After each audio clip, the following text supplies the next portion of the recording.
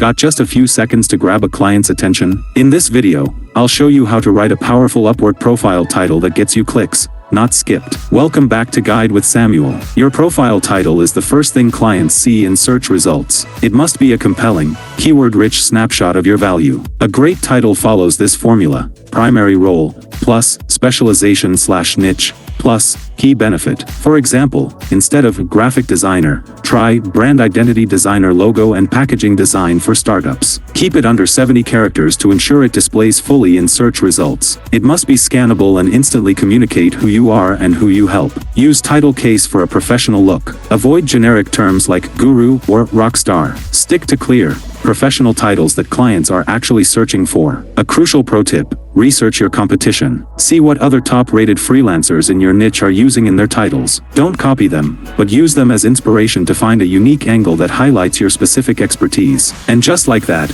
you've crafted a title that works as a mini advertisement for your services. A strong profile title is your first and most important marketing asset. How does your current profile title stack up against this formula? Let me know in the comments. To dive deeper, watch our next video on how to use keywords on your Upwork profile. Thanks for watching.